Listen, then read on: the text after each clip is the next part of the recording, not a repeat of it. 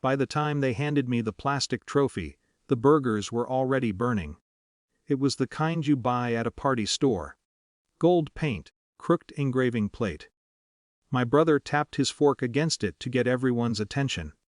"For holding us all back," he announced. Laughter rolled across the patio. Not vicious. Just easy. Comfortable. The kind of laughter that assumes you'll join in because you always have. I smiled. I even lifted the trophy slightly, like I was accepting an award at some low-budget ceremony. Someone clapped me on the back. My sister avoided my eyes. They've always described me as cautious, conservative, risk-averse. I stayed in town when they left. I took a stable job instead of chasing something louder. I read contracts before signing them. I asked questions banks don't like. Apparently that made me the anchor. The grill flared up again. Smoke drifted between us. "My nephew took a photo of me holding the trophy. Caption writes itself," he said. I set it down carefully on the picnic table. I didn't leave immediately. I helped clear paper plates. I refilled someone's drink. I listened to my brother explain how his new expansion would finally break them into the next tier. He said it like I'd been the reason they hadn't reached it before. No one mentioned the loan I signed 3 years ago when no lender would touch them. Or the months I covered payroll during their temporary cash flow issue. Or the way my credit had quietly strengthened their leverage. Those details ruin a joke. Later, while everyone argued about dessert, I walked inside and up to the guest room where I'd been staying for the weekend. I folded my clothes with the same care I use when traveling for work. I packed light. I didn't slam drawers. I didn't rehearse a speech. When I carried my bag through the kitchen, my sister noticed first. "You're not seriously leaving," she said, half annoyed, half embarrassed. "It was a joke." "I know," I said. That seemed to frustrate her more than if I'd yelled. Outside, the party noise swelled again. Someone had turned the music up. I placed my bag in the trunk and stood there a moment, looking at the house I'd spent so many weekends inside. Troubleshooting problems that were never mine alone. I left before anyone else came out. The first call came the next morning. My sister didn't bother with small talk. "There's an issue," she said. "The bank flagged the line of credit. They want updated guarantees." I was quiet. "They're reviewing exposure. It's routine," she added quickly. "We just need you to reaffirm." I pictured the conference room downtown. Frosted glass. Neutral carpet. I'd sat in it before, signing documents that made her expansion possible.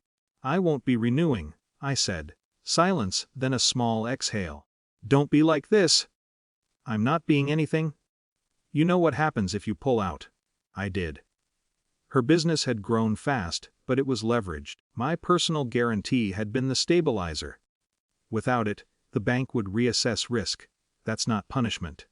That's math. "We'll talk tomorrow," she said tightly. We did, at the bank. The loan officer was polite.